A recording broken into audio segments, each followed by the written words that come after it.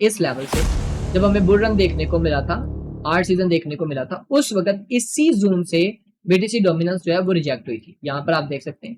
और 2021 के bull run की बात करें तो 2021 के बुल रन में भी बीटीसी की डोमिनेंस इसी लेवल से रिजेक्ट हुई थी। और अगर आप अभी के टाइम की बात करो तो अभी भी स्टिल उसी जोन के पास आ चुकी है।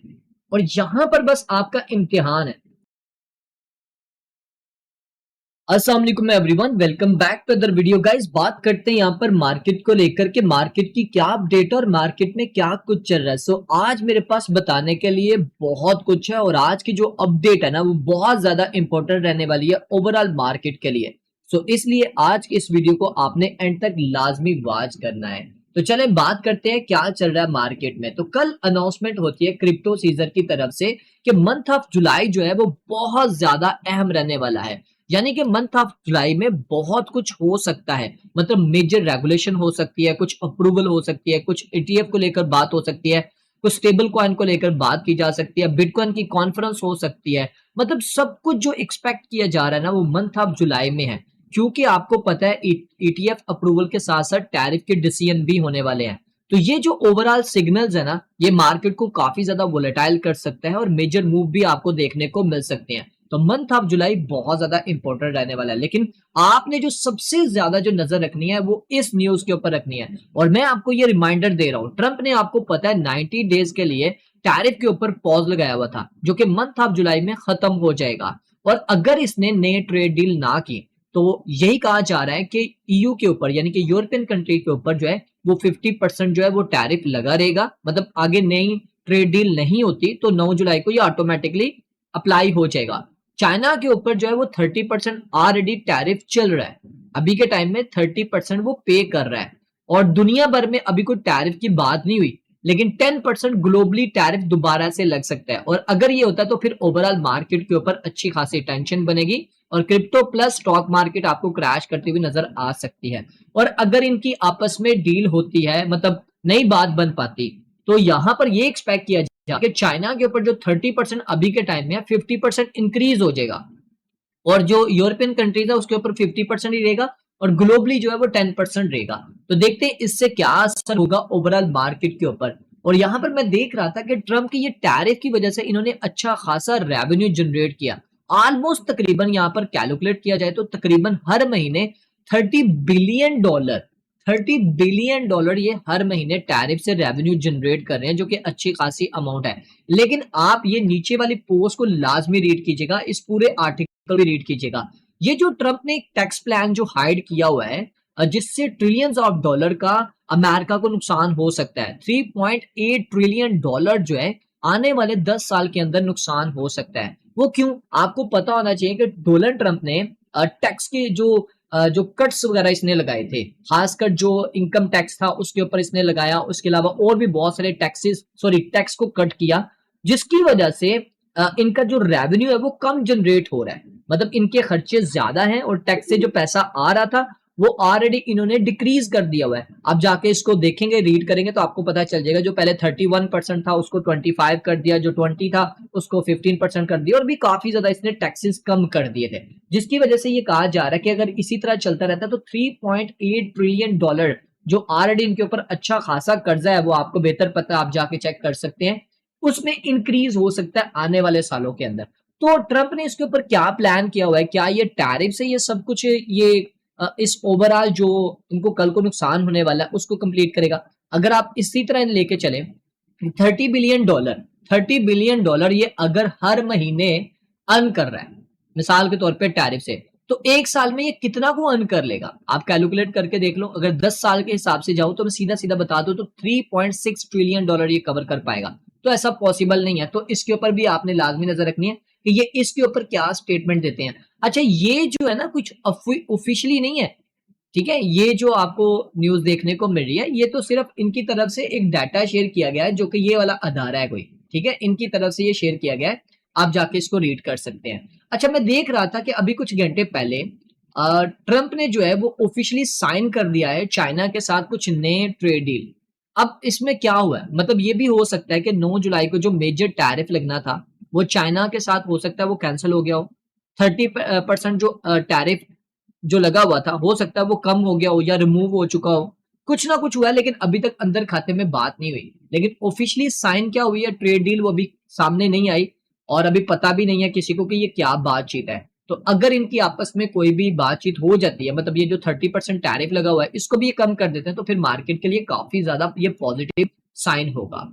एक और बड़ी न्यूज, आपको पता है रेट कट को लेकर बहुत सारी बातें मार्केट में हो रही थी, तो इस बार चांसेस भी हैं कि रेट कट हो सकता है। ये मैं नहीं कह रहा, अगर आप ये वाला डाटा देख लें आपको पता चल जाएगा कि 93.6% चांसेस है। ये मॉर्निंग की एक पोस्ट है जो मैं आपके साथ शेयर कर रहा हूँ, उससे कुछ दिन पहले 88% चांसेस थे। यहाँ पर आप देख सकते हैं 400 से 425 तक यहाँ पर रेट कट देखने को मिल सकता है। अभी तो चल रहा है ना 425 से 450 तक, तो चांसेस है कि यहाँ पर 445 यानी कि 25 बीपीएस कम हो सकता है, और यहाँ पर ये 70% चांसेस हैं। और अगर आप देखो कि 50 बीपीएस कम होने के चांसेस 22.7% है। अगर आप यहाँ पर ये सीएमई का ग्रुप आके चार्ट ओपन करते हो तो यहाँ से भी आपको पता चल जाएगा कि 72% चांसेस है कि 25 बीपीएस कम हो सकता है। वो कब? 17 सितंबर 2025 को जो फेड की मीटिंग होगी।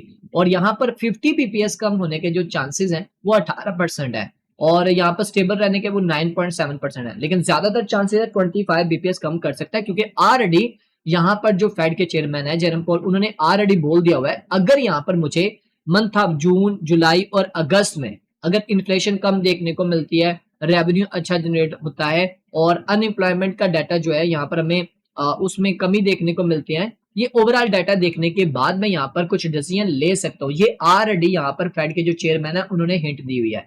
एक और बड़ी न्यूज जो मैं यहाँ पर देख रहा था, जो मैं आपके साथ शेयर करना चाहता हूँ, इस टाइम खासकर जिन्होंने डिप से बाइंग की हुई है, जिन्होंने $50,000 से 60, 70, 80 हजार डॉलर से भी जिन्होंने बाइंग की हुई है, वो 99% जो ऑलमोस्ट एड्रेसेस हैं वो बिटकॉइन में इस टाइम प्रॉफिट में।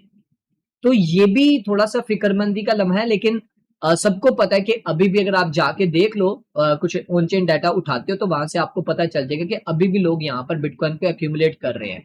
और मैं यहाँ पर देख रहा था कि जो यूनाइटेड स्टेट की जो 50 स्टेट है उसमें से 25 स्टेट ने यहाँ पर स्ट्रेटेजिक बिटकॉइन रिजर्व के हवाले से जो है वो बिल ऑलरेडी पेश किया हुआ है। कुछ की तो अप्रूवल तकरीबन बिल्कुल करीब है और कुछ की अप्रूवल होने वाली है। तो ये भी एक बहुत बड़ा साइन है ओवरऑल मार्केट के लिए बुलिश का।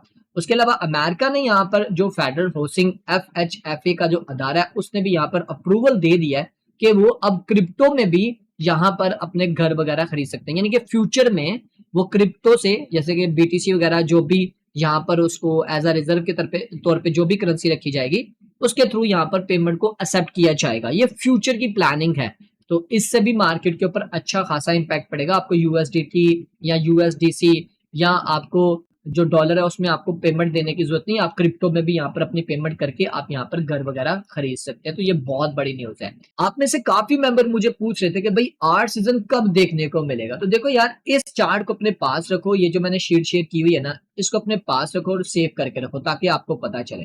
देखो जब BTC की डोमिनेंस डाउन जाएगी और उसके बाद BTC का प्राइस अप जाएगा तो फिर आपको आर्ट सीजन देखने को मिलेगा। इस टाइम जो करंट पोजीशन है BTC की डोमिनेंस आपको पता है वो अप साइड पे जा रही है और BTC की प्राइस कभी स्टेबल हो रही है, कभी साइड वे में जाती हुई नजर आ रही है और आर्ट्स को बहुत ज्यादा डंप करते हुए नजर आ रहे हैं। तो 2021 का डाटा उठा के देख लो, 2017 का डाटा देख लो, इस टाइम जो मार्केट की सूरत बनी हुई है ना सेम थी, उस वक्त भी सेम थी। लेकिन अगर आप यहाँ पर आते हो, ये वाला चार्ट देखते हो आर्ट कॉइन सीजन इंडेक्स का, तो यहाँ पर आप देख सकते हो कि काफी टाइम से तकरीबन मंथ ऑफ मार्च से आर्ट सीजन इंडेक्स का जो चार्ट है ना वो 25 से नीचे ही है। तकरीबन मंथ ऑफ मार्च से ले सकते हो, तो अभी तक तकरीबन मार्च, अप्रैल, मई, जून 4 महीने होने वाले हैं, तो अभी तक ये स्टिल 25 से नीचे है। अगर आप प्रीवियस रिकॉर्ड उठा के देख लो, अगर मैं आपको दिखाना चाहूँ 2021 का जब बुल रन आना स्टार्ट हुआ था, हमें यहाँ पर देखने को मिला था ये वाला, उस वक्त हमें यहाँ पर ज्यादा देर नहीं देखने को मिला, सिर्फ 3 महीने तक देखने को मिला था। यहाँ पर सिर्फ 3 महीने ऑलमोस्ट, नवंबर का और फिर उसके बाद दिसंबर और जनवरी, उसके बाद फरवरी में हमें अच्छा खासा आर्ट सीजन देखने को मिला था। उससे आगे वाला रिकॉर्ड देख लो, फरवरी से लेके ऑलमोस्ट तकरीबन जून तक ये हमारे पास रहा था डाउन, यानी कि 4 महीने कम से कम मैंने देखा है कि यहाँ पर ये 25 से नीचे रहा है। ज्यादातर 4 महीने मुझे देखने को मिला, कम से कम 3 महीने, 2 महीने भी रहा है। तो इस हिसाब से अगर देखा जाए तो काफी टाइम इसने ले लिया। बड़ा भी हुआ तो ये मंथ ऑफ जून होगा, मंथ ऑफ जुलाई में अगर तो आपस में इनकी टैरिफ को लेकर निगोशिएट कर लेते हैं, ट्रेड डील हो जाती है, और उसके साथ साथ यहाँ पर जो एक बार फिर से हमें यहाँ पर स्पीच देखने को मिलेगी ये वाली जेरम पॉल की, जो कि 1 जुलाई को है। तो अगर ये ओवरऑल डाटा हमें यहाँ पर पॉजिटिव देखने को मिलता है तो फिर आर्ट्स अच्छे परफॉर्म कर सकते हैं। अब बात करते हैं मार्केट टेक्निकली तौर के ऊपर हमें किस तरह मूव करती हुई नजर आ रही है। बीटीसी की बात करें तो बीटीसी सिस्टम ट्रेड हो रहा है $1,06,900 के पास, और स्टिल अभी भी इस ब्लैक लाइन से नीचे है। ये ब्लैक लाइन तो इसके लिए रुकावट ही बन गई हुई है। तो जब तक ये ब्लैक लाइन को ब्रेक करके ऊपर क्लोजिंग नहीं देगा, मैं नया इसका आर्टिम हाई नहीं देख रहा। इंपॉर्टेंट ये है कि बीटीसी इस ब्लैक लाइन से ऊपर आ जाए और फिर यहां से आपको बीटीसी अपसाइड पे जाता हुआ नजर आएगा। और भी काफी चार्ट मैंने आपके साथ शेयर किए थे, इस चार्ट के ऊपर भी आपकी नजर होनी चाहिए, जो लास्ट टाइम मैंने आपके साथ शेयर किया था, जिसमें मैंने आपको बोला था कि बीटीसी अगर इस लेवल को ब्रेक करने में कामयाब हुआ तो ऊपर की तरफ जाएगा। तो इसने माशाल्लाह सक्सेसफुली इस लेवल को ब्रेक कर दिया है, जो कि काफी टाइम से यहाँ पर कंसोलिडेशन कर रहा था इस चैनल के अंदर। यहाँ पर आप देख सकते हैं नीचे से उसने अच्छी खासी लिक्विडिटी ली, देन फिर उसके बाद ऊपर गया, और मैंने आपको बोला था यहाँ पर टेस्ट होगा। अब देखो ये टेस्ट कर चुका हुआ है। अब टेस्ट करने के बाद अब बीटीसी बस 1,05,800 के लेवल से नीचे ना आए, बाकी खैर है। अगर ये नीचे आता तो फिर दोबारा से 1,05,000 पे आ सकता है। और अगर बीटीसी यहीं से दोबारा अपसाइड की तरफ जाता है तो ये इस लेवल को ब्रेक करने में अगर कामयाब हुआ $1,09,000 के लेवल को, फिर ये 1,10,000 से 11,000, और फिर उसके बाद आपको एक न्यू ऑल टाइम हाई देखने को मिल सकता है। अगर आप यहाँ पर लिक्विडेशन की बात करो तो नीचे की तरफ हमें यहाँ पर लिक्विडिटी देखने को मिल रही है। तो बीटीसी में भी अगर थोड़ा सा भी नीचे की तरफ गया तो ये लिक्विडिटी ले सकता है, जो कि हमारे पास बनती है 1,06,300 की। थोड़ा सा और नीचे देख लेते हैं, हाँ तकरीबन 1,05,900 तक की लिक्विडिटी नजर आ रही है, और ऊपर की तरफ भी अच्छी खासी लिक्विडिटी है। तो देखते हैं बीटीसी किस लिक्विडिटी को ज्यादा टारगेट करता है। आई होप सो अगर तो ये इस लेवल को ब्रेक करने में कामयाब होता है 1,07,100 के लेवल को, तो फिर चांसेस है दोबारा से ये लिक्विडिटी ले सकता है। तो इसके ऊपर आपने लाजमी नजर रखनी है। इथेरियम की बात करें तो इथेरियम हमें 2 दिन पहले एकदम से इसमें पंप देखने को मिला था, क्योंकि इसमें अच्छी खासी बाइंग हुई थी, जिसकी वजह से इसमें पंप देखने को मिला।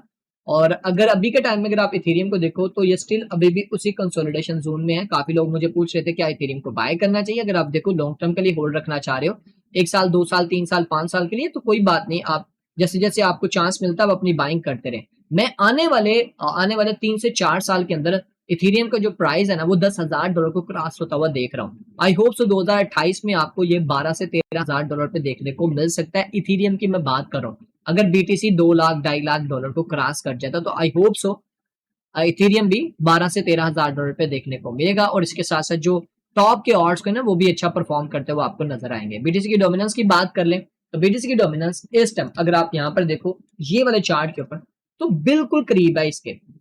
इसी लेवल से अगर आप देखो 2017 में इस लेवल से जब हमें बुल रन देखने को मिला था, आर्ट सीजन देखने को मिला था, उस वक्त इसी जोन से बीटीसी डोमिनेंस जो है वो रिजेक्ट हुई थी। यहाँ पर आप देख सकते हैं। और 2021 के बुल रन की बात करो तो 2021 के बुल रन में भी बीटीसी की डोमिनेंस इसी लेवल से रिजेक्ट हुई थी। और अगर आप अभी के टाइम की बात करो तो अभी भी स्टिल उसी जोन के पास आ चुकी है, और यहां पर बस आपका इम्तिहान है। आई होप सो इसी लेवल से ये रिजेक्ट होगी। और अगर आप यहाँ पर देखो तो यहाँ पर जब 2017 में ये रिजेक्ट हुई थी तो ये तकरीबन आई थी 33% पे, और जब दूसरी बार जब 2021 में यहाँ से रिजेक्शन हुई थी, पहली बार जब रिजेक्शन हुई 79 से हुई, उसके बाद यहाँ पर 70 ऑलमोस्ट तकरीबन 4 के पास से हुई, और ये तकरीबन गई थी 39, यानी कि 6% का डिफरेंस आ रहा है दोनों तरफ से।